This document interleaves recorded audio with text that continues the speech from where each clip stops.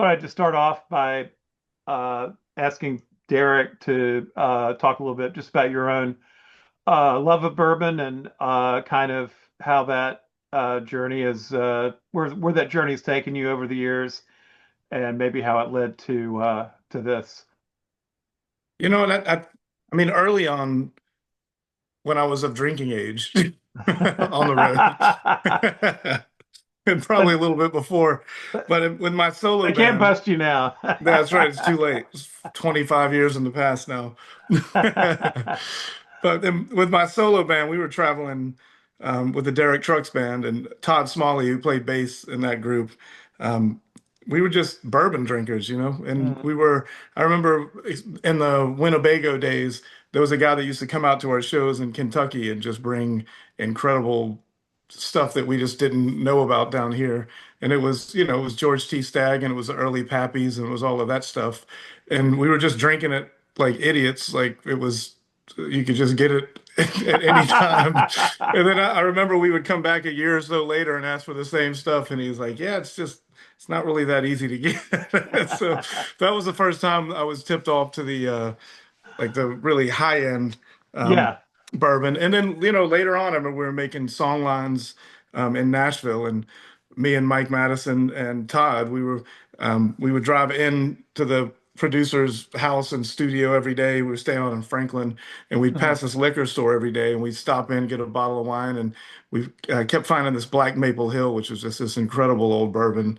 That I think was bottled by Julian Van Winkle too. And Mhm. that just, I don't know, you just start getting into that stuff.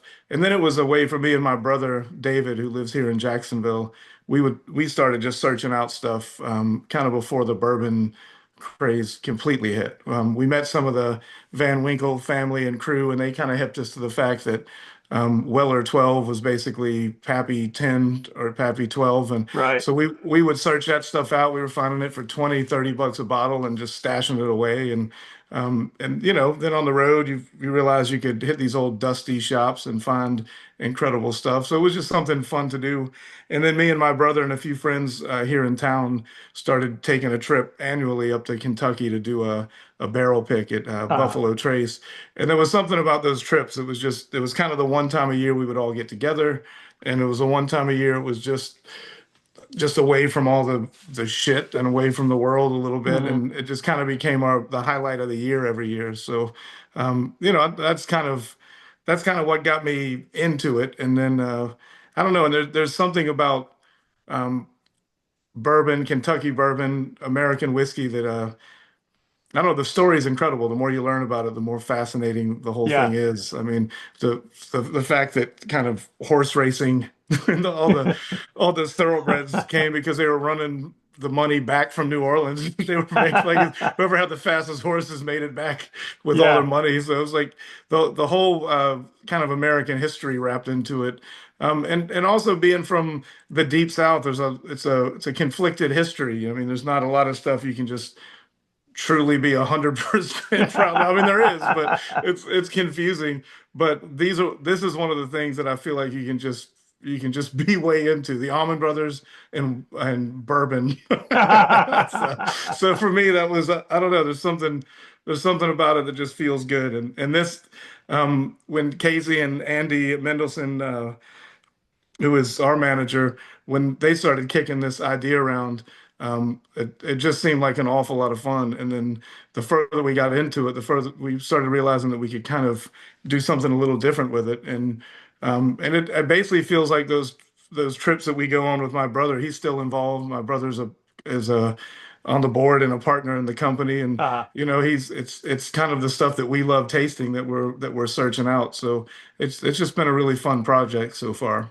so how did you and Casey, what was the nature of that collaboration? I mean, you said Casey was kind of doing the groundwork on getting the brand going. How did, just how did that connect? I mean, Casey knows where all the bodies are buried. He knows where to Uh, find the good juice.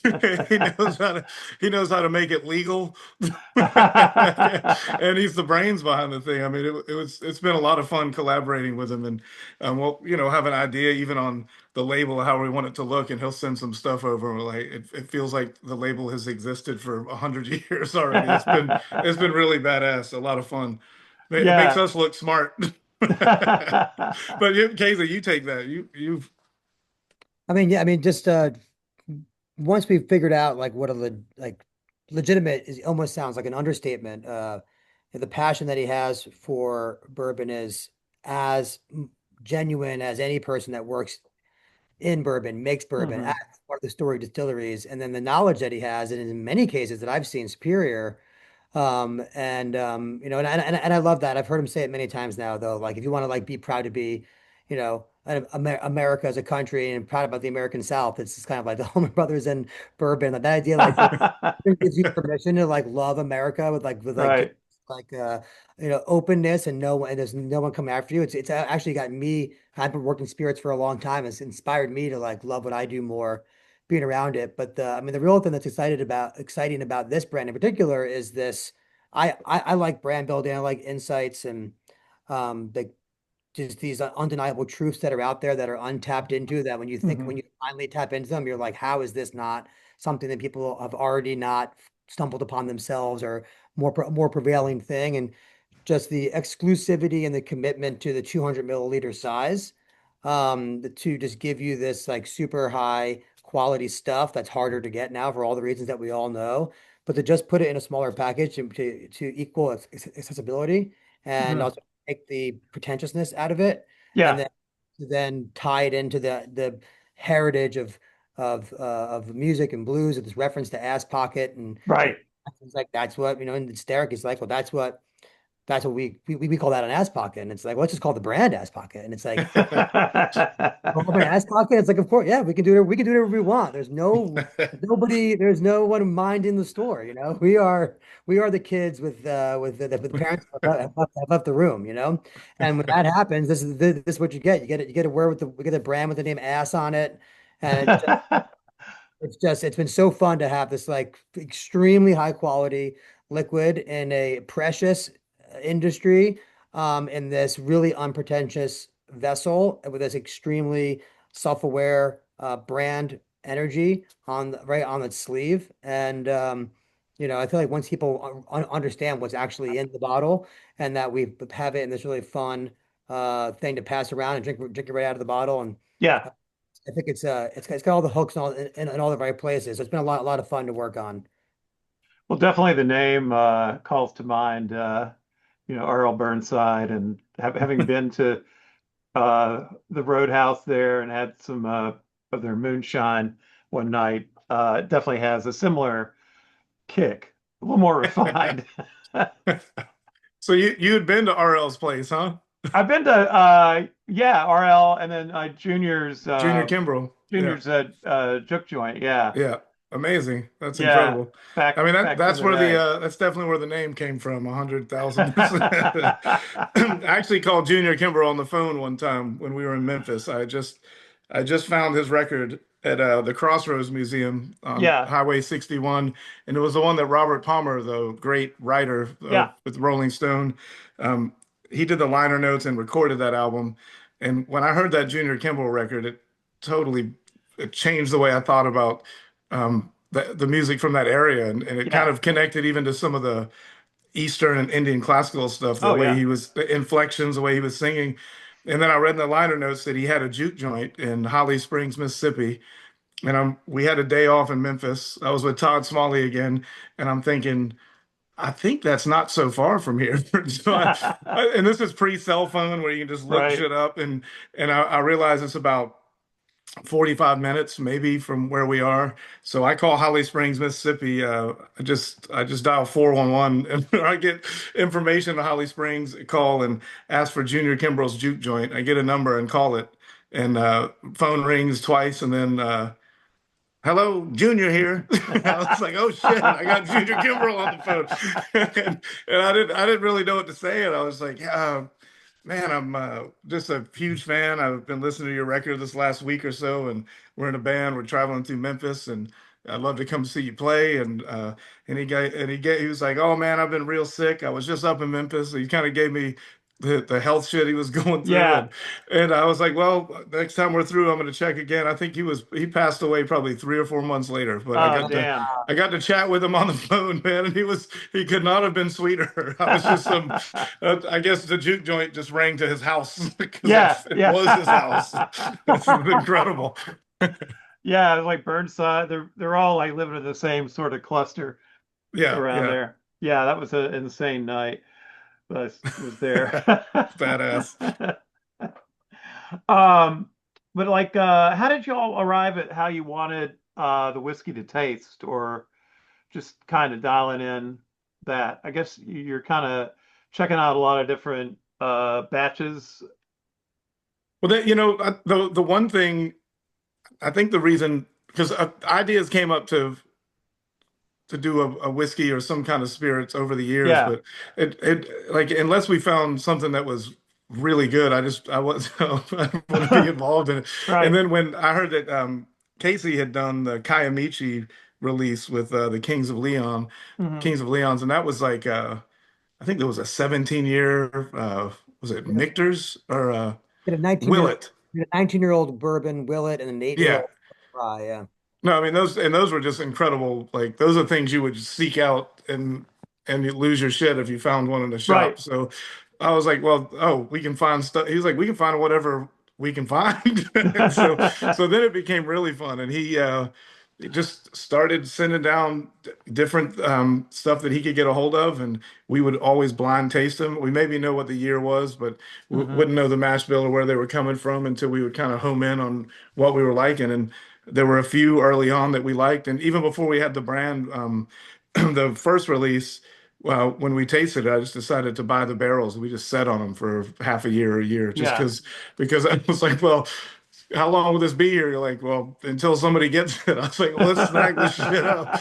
And then since then, I think since the first one came out and was successful, it's been a lot easier, or I don't know about easier, but we've found, I think, better and better whiskey every round. Hmm. These last few have been a blast. Me and my brother will sit out in the studio and be 15 or 20 different things to taste, and by the end of it, we know there's two or three that we love, and you're kind Yeah. of giddy about it. And some of them you taste and you're like, we're getting to the point where you start knowing, you kind of know where it's from. You know, you're blind tasting this stuff and I was like, this reminds me of one of my favorite whiskeys, and it's usually pretty closely related. So Yeah. that's been fun too, is finding stuff that He you, says that like people can do that. He can do. That is not something that people can do. Yeah. well, I don't know if that's good or bad. It means we've tasted a lot of whiskey. Well, his Yeah. shit is- I mean, I don't make spirits. I'm not a distiller, and Derek Hmm. Power isn't making liquid. It's tasting it, and Yeah. there's an art in that. I mean, our brand was it's always different stuff, and basically the simplest way to put it and what we say is like if you like what Derek likes, then you'll like every APW release. Right. And Derek likes is a style. There's not like super specific. There's lots of elbow room on either side of it, but it's basically most accurate, most broadly defined as like the best tasting bourbon, you know. And he's lucky enough to have access to and tasted a lot. And it's kind of like, when you fly first class, you can't sit in coach, and he refuses to drink coach bourbon. So if Well, I have noticed almost every time we taste it, I'm like, all right, Casey, are these the two most expensive ones by a barrel? And he's like, yeah, you son of a bitch, it is again. So we're pretty much 0 for 4 on that. Yeah. But that makes it fun.